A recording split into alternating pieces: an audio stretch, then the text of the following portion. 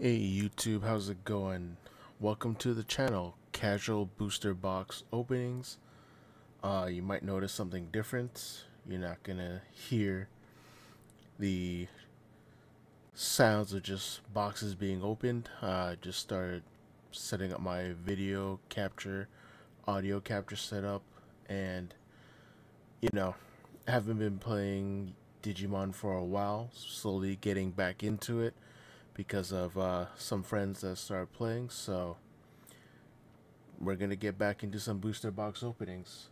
Um, really, I'm just opening some boxes just to build the decks, just to keep up with the BT13 meta. So today we're starting with our Digital Hazard. Yes, I bought two of the Beelzemon advanced decks. Deck looks really fun from what I've read online.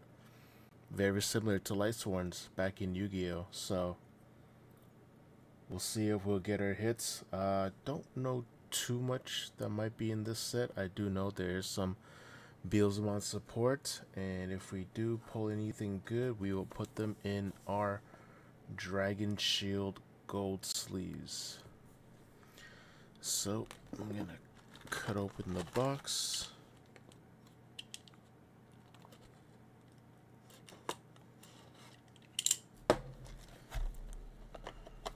And we'll see what we have inside. Let me know what you think of the audio quality, the video quality. Still a little bit new to video recording, so any tips will be appreciated. I'll leave my sleeves off to the side. Let's open up the box. And our box topper is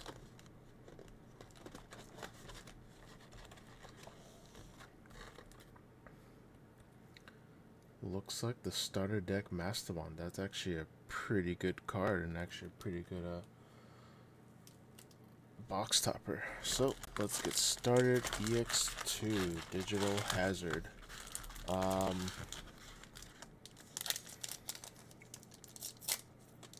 I'm thinking about making some other decks too, but we'll see. I bought some other booster boxes which I will be opening in this channel, just to build some decks, get some varieties, play with my friends. Let me know how the glare is for this. I am using a ring light which might make it a little bit too bright from what I see. Let's see. Alright, so we have Digimon, Lotmon. I heard this Lotmon's pretty good. Growlmon, Strike-Dramon, Ice Devimon, ADR3 Pendulum Feet, ADR8 Optimizer, Sears Dramon, Gummymon, Deathslinger. This would have been good, but with the advanced decks already having like a playset of it, don't really need it from this set. Calumon, and what we have is a Marine Angemon.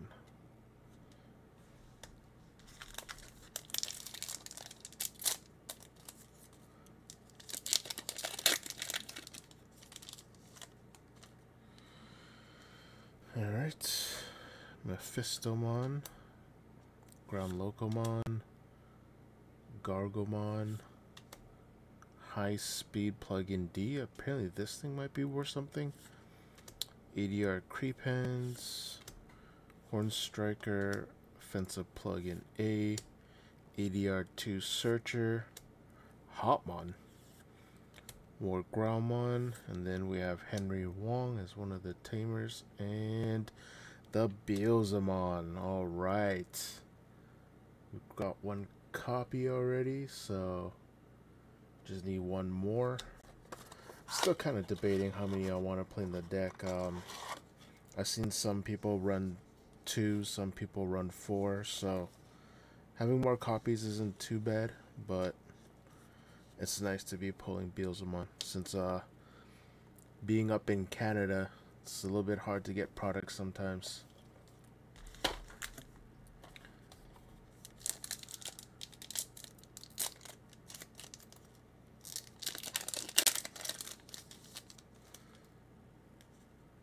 Okay, we got Ground Locomon.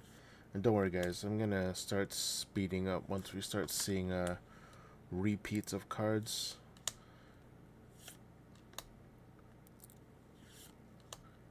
Gorillamon, ADR4 Bubbles, Digivolution Plugin S, Kenta Kitagawa, Parasitemon, Ryo Akiyama. And we have Leomon as our super rare. From what I'm aware, I don't think Leomon gets a lot of love. I don't know, maybe one day he'll get the respect he deserves. So just a little quick background about me. I've been playing card games for a while.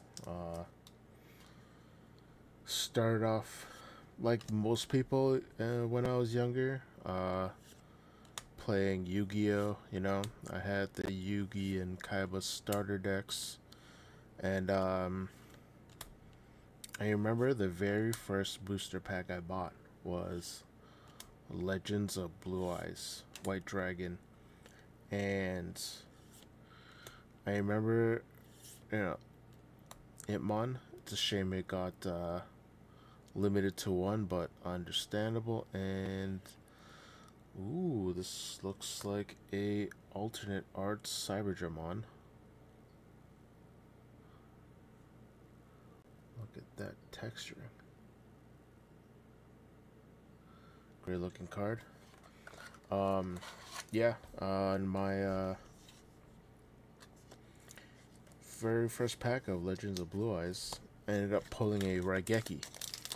Little did I know back then how much of an amazing card that is, and I foolishly traded it away for two tremendous fires, I believe. It's the one that you pay, your opponent takes 1,000 life points worth of damage, and then you take 500.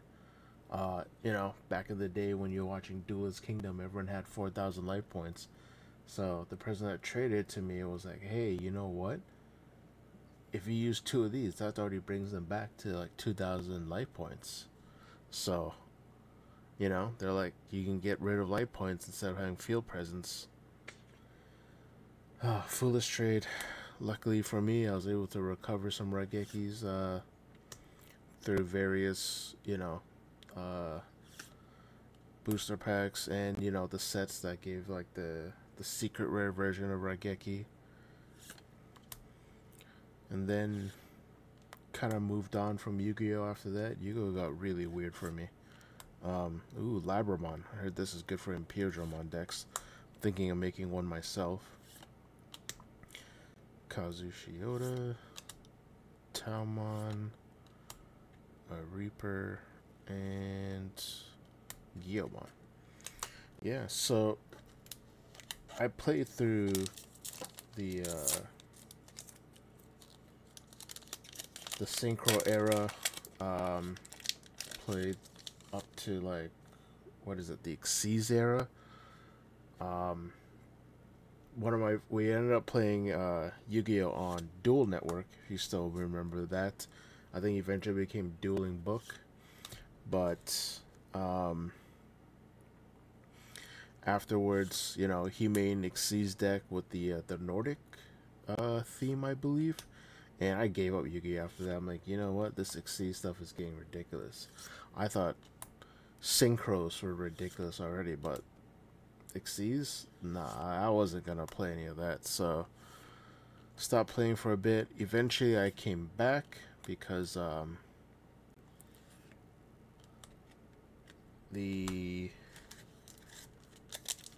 heard about the hero archetype, the masked heroes. I really enjoyed, as much as I hated Jaden, I really enjoyed you know, playing elemental heroes. I thought they were a pretty cool concept, and you know, obviously the fusions weren't that great, but when Masked Heroes came back, I came back into the game and I started playing Masked Heroes, and then my friends started playing, and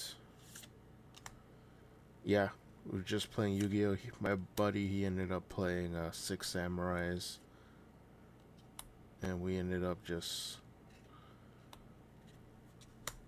you know, playing Yu-Gi-Oh for that time. Eventually, I kind of like fell out of it, you know, just like with every new mechanic that comes with Yu-Gi-Oh. The mechanic that kind of killed it for me was the pendulum mechanic. I felt the game got a little bit too ridiculous for me. I mean, just reading all that text, pendulum summoning, all that stuff, I was like, you know what? Maybe it's time to step out. So that was the extent of my Yu-Gi-Oh career. Collected Pokemon cards from here and there. Ended up learning how to play Pokemon. You know, just through the ooh, look at that Gallantmon. Just through the Pokemon trading card game app, and never really played that seriously, to be honest. Like, I really enjoyed collecting the cards more than anything, but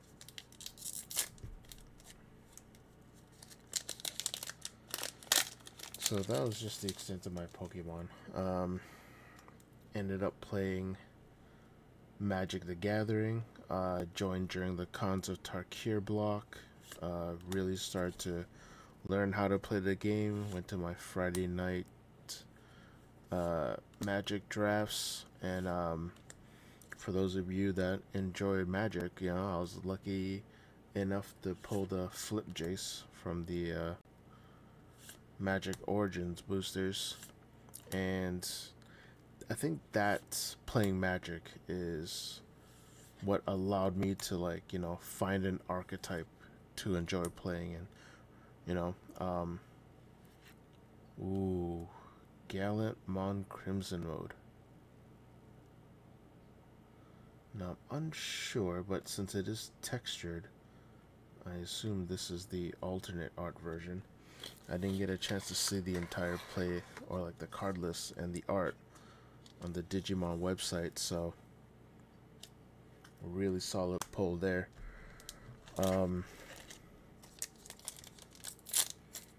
Yeah, I learned playing through Magic the Gathering that I love playing control decks. I don't know what it is. Maybe it's because, you know, I'm a sicko and I find enjoyment in my opponents not being able to play their cards, but I really gravitated towards blue when I got into Magic. Ended up competing in some PPT events, didn't do so well. Just never got the chance to play enough, and it wasn't a game I played seriously.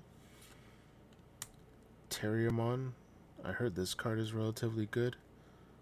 And then we have Ian Mako. But yeah, sorry if I'm going on any tangents here. Just first video, just getting my jitters out, getting used to talking, you know, without having anyone else talk back. Sorry if there's a glare on this side. Just that's my light. I might need to find a better light source when recording. But yeah, I played Magic for quite a bit. I ended up designing my own like cube, just for, like, you know, my friends and I to play, since a lot of them did play the game, but they never really like kept up with it. And at the time, I never really played the modern format. I just kind of played standard, and then, you know, trying to like play Magic and playing standard is pretty tough given the fact that every single time it's always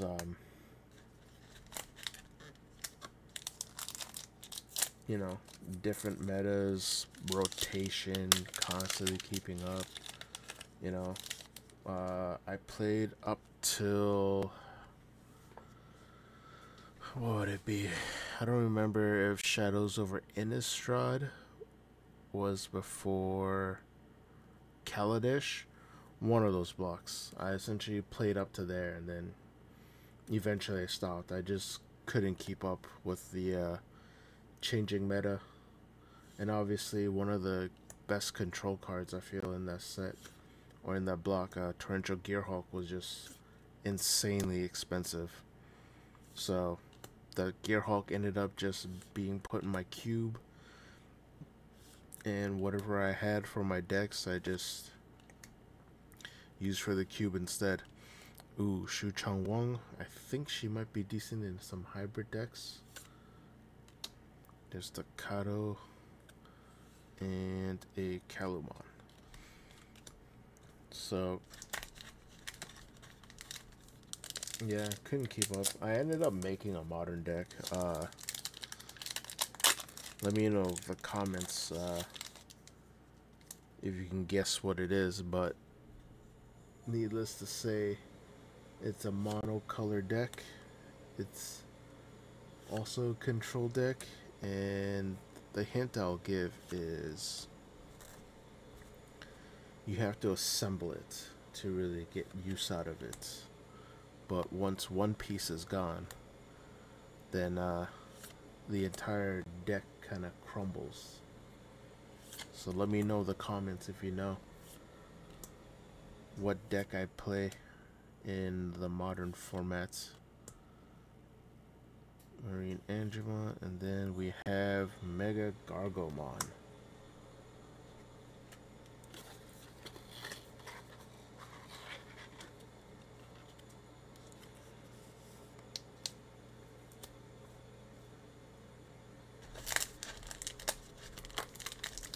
Let me know what you guys think.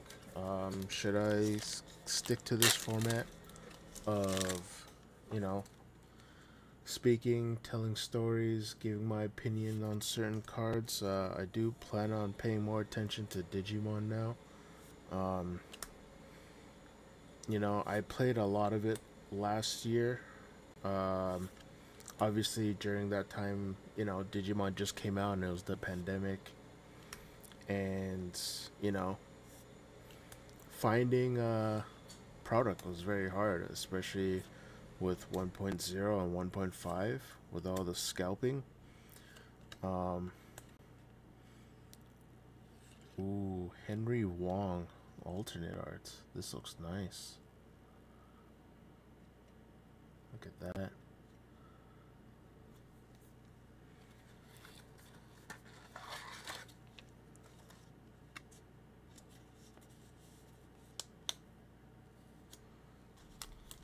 Yeah, product which is very hard to find. Like, you know, people were charging close to like $200 for boxes, and you know what I ended up doing? I ended up just getting into the game by buying the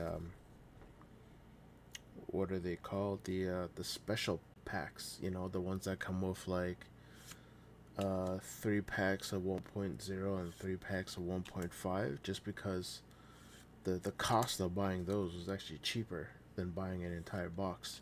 So I built my collection from that, and it worked out really well. You know, I pulled some Omnimons from those packs, some Imperialdramons, Lilithmons. I was able to build a deck from that.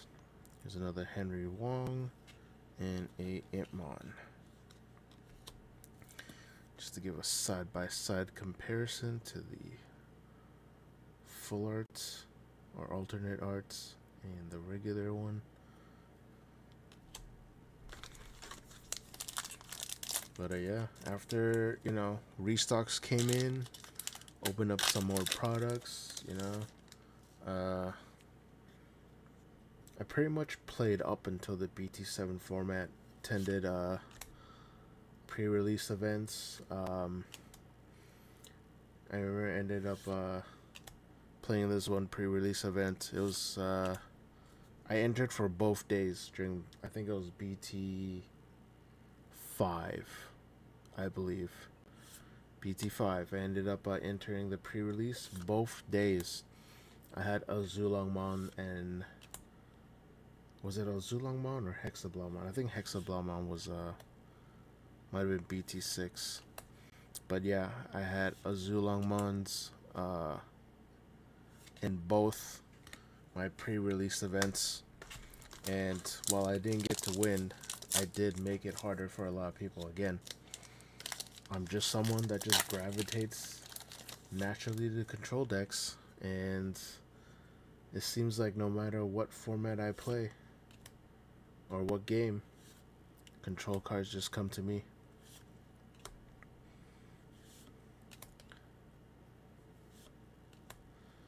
But yeah, playing through, I actually really enjoyed, like, you know, the mechanics of Digimon. While like almost all the other games that I played, there was not much like interaction, like how Magic had it, where you can play like counter spells and all that stuff. But yeah, I really had a good time playing Digimon.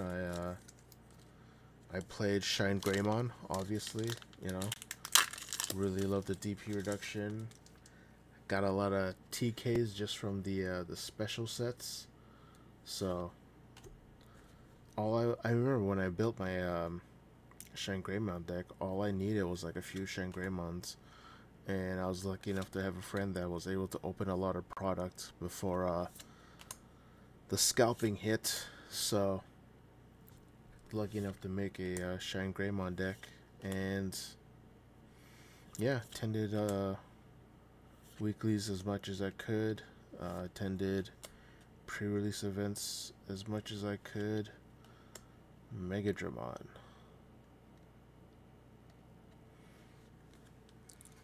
And, you know, eventually, just like with everything, life comes up.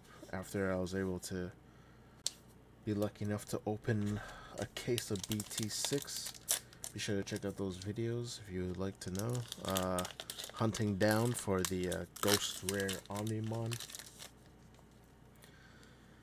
Just wasn't able to find the time.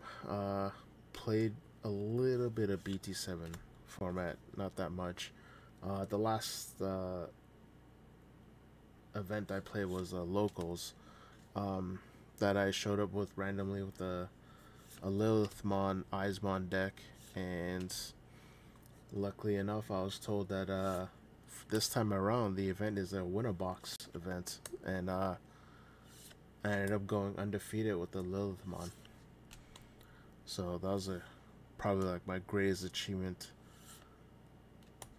just randomly appearing at locals and winning. Then after that, just couldn't play anymore. Just didn't have the time. Most of the times it was just devoted to work. You know, there's some days where I would work 8 to 9 hours, get home, eat, get ready for bed, wake up the next day, and then just do it all over again.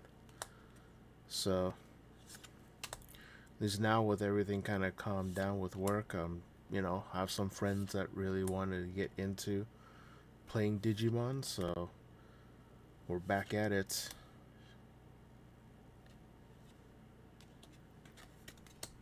Looks like we got 4 more packs left. Digital Hazard. Needless to say, I feel like I've got what I needed from this set. I mean, honestly, I feel like the Beelzemon Advanced deck really helped fill out a lot of, you know, missing pieces of the Beelzemon deck. And I mean, I'll be honest, like, if I didn't need that EX-02 Beelzemon, I probably wouldn't be buying a EX box. Like, BT boxes I feel like are pretty good, but like EX boxes, I just don't think they're like as strong as, you know, your main BT boxes. It just Just feels like it's just a bunch of supplementary boxes. Ooh, Digimon. I heard this card is really nice. Or really strong for yellow decks. Look at that art. Honestly, I think adding like full arts babies are like amazing. They just look so nice. And obviously the artwork's really good. But yeah, what do you guys think about the EX sets? To me, I think they're just supplemental sets. You know, nothing really extraordinary. I don't think it's anything meta defining. I mean, obviously with the Impmon, it was a little bit meta defining, but that's pretty much it. I don't think anything strong really came out from these EX booster sets.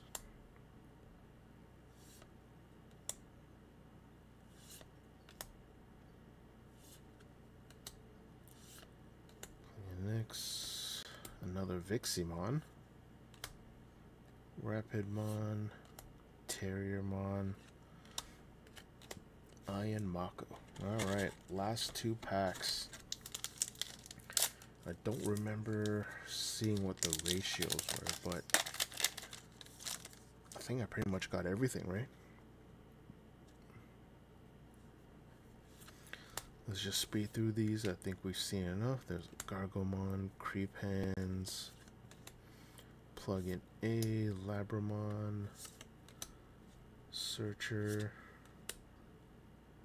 Pilates Head, Jerry, another Jerry, Renamon, and a Justimon Blitzarm.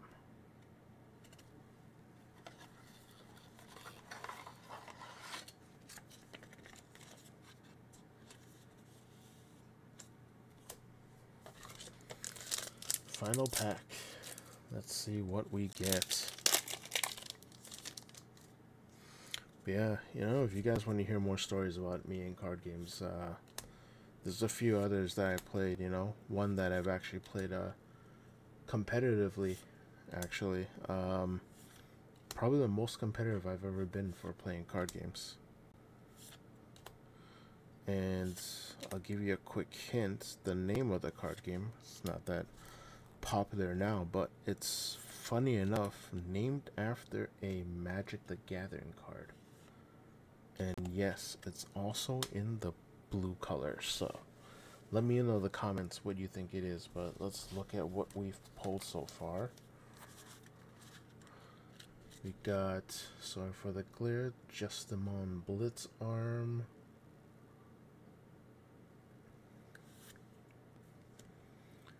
Digimon full art. This card still looks amazing. It reminds me of the alternate art Upamon with its art style and stuff. Mega Gargomon, Megadramon, Gallantmon Crimson Mode, a regular Gallantmon, Cyberdramon, Leomon, our Beelzemon, which I'll immediately sleeve up and put into my Beelzemon deck, and our Henry Wong. Well, that's it, guys. Thank you very much for watching Casual Booster Box Openings. Let me know what you think of the video format. Let me know what I can improve. Can always use tips to make the video quality better. And I'll see you guys next time.